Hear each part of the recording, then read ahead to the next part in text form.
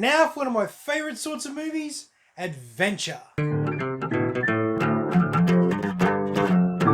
National Treasure, released in 2004, directed by John Turtledove, with a budget of $100 million, a domestic take of $173 million, a international take of $174 million, worldwide total of $347 for a profit of $247 million. Give or take marketing and associated costs. Starring Nicolas Cage, Diane Kruger, Justin Bartha, Sean Bean, John Voight, and Harvey Keitel.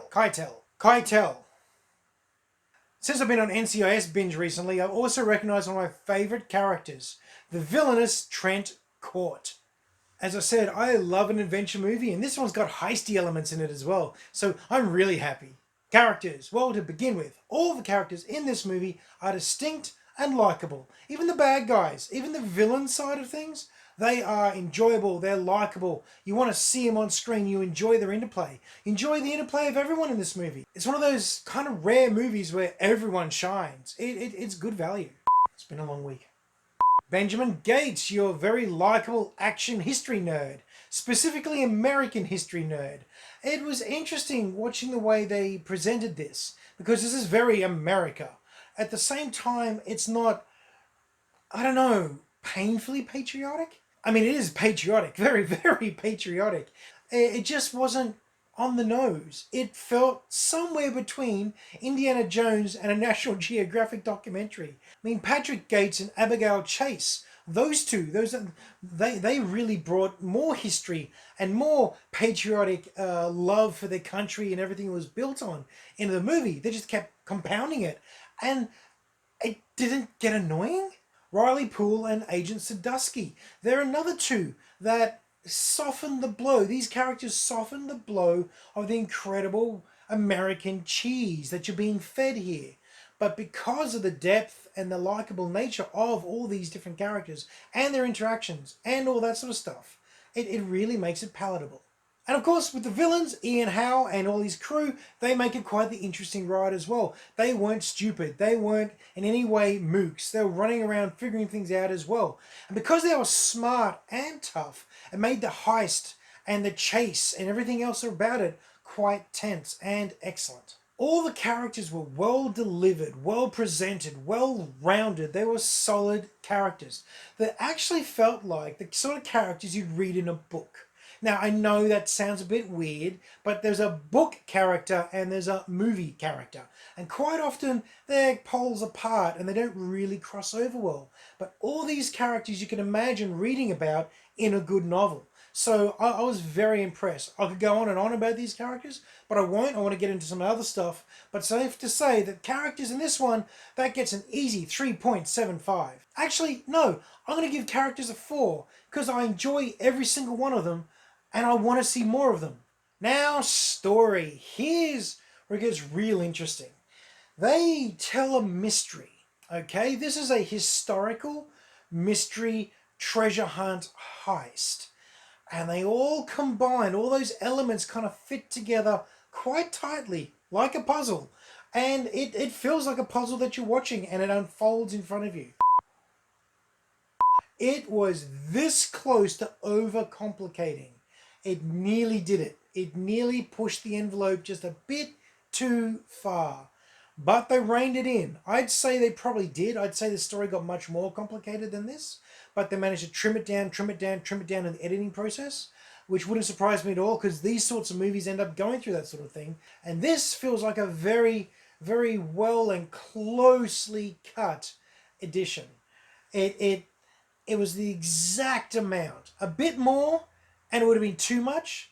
A bit less, and it would have felt a little bit ripped off. I might say that it was just maybe a tiny bit too complicated.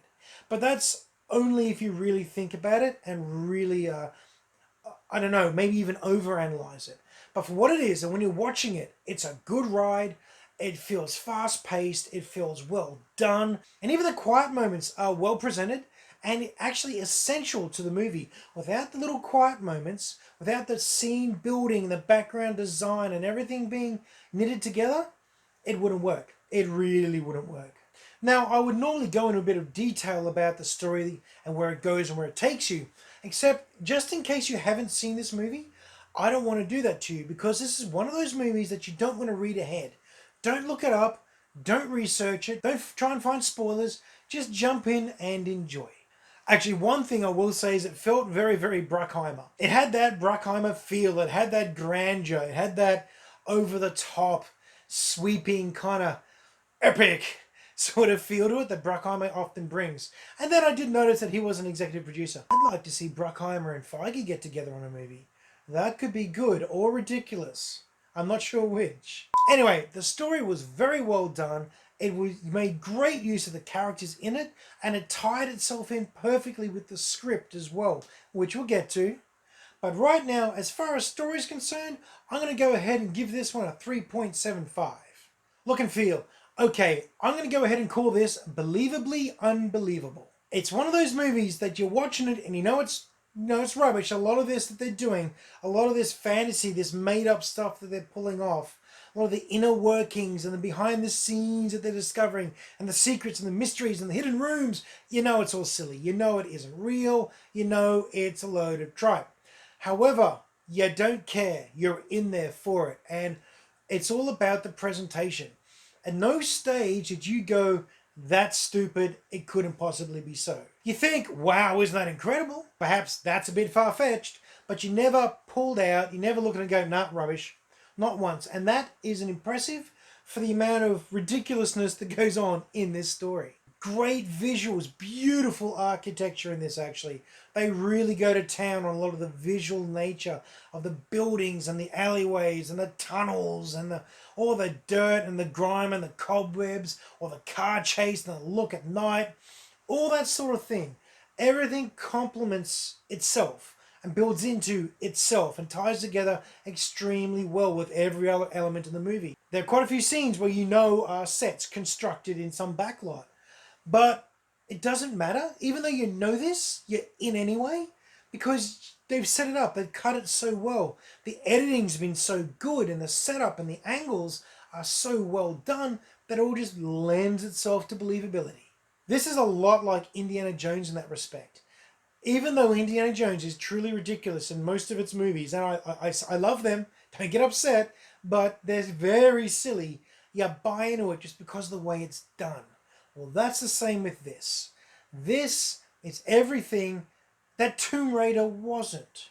As good as Tomb Raider was, and it's one of my favorite trash movies, you never really believe they're anywhere other than a set or a rented out building somewhere, you know? Whereas this one, you're pretty much involved, you're pretty much buying into everything you're seeing, and that's impressive. So overall, for look and feel, everything knits together, everything feels in its place at the right time with the right look, the right lighting, the correct angle. It's all just well done. And again, it ties in every other aspect of the movie and brings it all together. Much like the audio brings it together, and the characters bring it together, and the story brings it together. Well, look and feel is just another part of this particular tightly done puzzle. Look and feel. I'm going to go ahead and give this one a 4. Why is it so high? Because a silly concept like this movie never once actually felt unbelievable. And that's not bad. Script and dialogue, another well done part of this movie, another tightly fitting piece of this particular puzzle. Now, if there is going to be a downside, there's a lot of American history being thrown around here that if you're not American or even an American historian, you're going to get a little lost in. It's not going to make the most amount of sense to you. But never fear, they also chuck in a fair bit of exposition and explanation as to what they mean and why they're saying it. It's kind of clever the way they do that. It almost is giving you an American history lesson as you're going along, but it's disguised as pretty good entertainment. The back and forwards between the main characters is generally quick and fast and clever.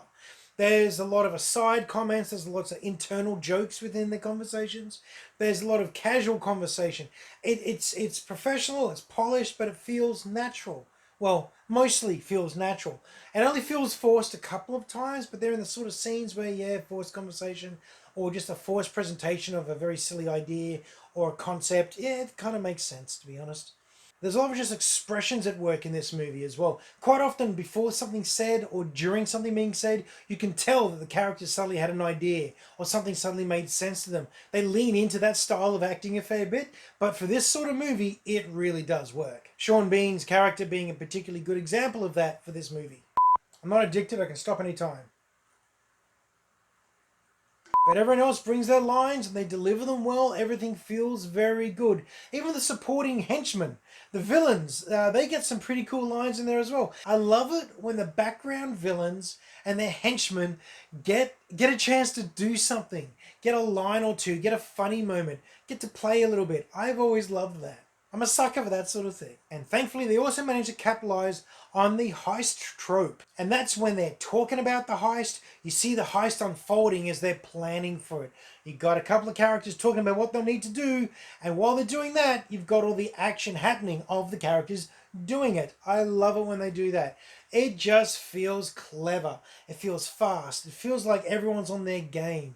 It's a simple trick and it works extremely well. And they managed to maximize on that once? Yeah, just once, I think. And it was very, very nice. I think I've already mentioned this, but I also want to bring up the cinematography and just the way they frame this movie again. They've done a good job with that. And it just lends into every other moment in this film. It's highly engaging, never pulls you out of the movie, and keeps your attention pretty much the whole time. So yeah, I'll be giving this one a 4 as well. Fun factor, yeah, I enjoy this movie. I can watch this movie quite a few times. I'll end up watching it, say, about 2 to 3 times a year probably. Just because every now and then, Joanna and I will sit down and go, let's watch National Treasure. Yeah, let's do that. It's a fun mystery ride with some good action, some great sequences, clever and witty dialogue, and it's just a fulfilling movie to watch. It's nothing hard to watch. You feel good at the end of it. It's pure pop entertainment, and I am always thoroughly entertained by this film. The other good thing is you can put this on for anyone. All age groups of any sensibility can pretty much watch this one. It's your classic family film. I'll be going ahead and giving this one a 3.75. Final score, we add this up and we get a pretty high rating, a 19.5. Pretty high, but I think that's quite fair. It represents the fact that I've never not enjoyed this movie. Never not enjoyed. Never not enjoyed. Never had a bad time when I'm watching this film. Would I recommend it? Absolutely. I would absolutely recommend this. If you're in the mood for a good family action adventure, then watch this one and have a great old time. If you want a true action film, this isn't it, okay? Let's be clear on this. This isn't an actual action movie. This is just a very fast-paced adventure film. But yes, I do recommend it. It's a quality movie full of quality Nicolas Cage. So have you seen this movie? What did you think of it? And more to the point, what's your favourite Nicolas Cage movie? There's quite a few to choose from, so I'm very curious. Anyway, that's my review. Hope you've had a good time.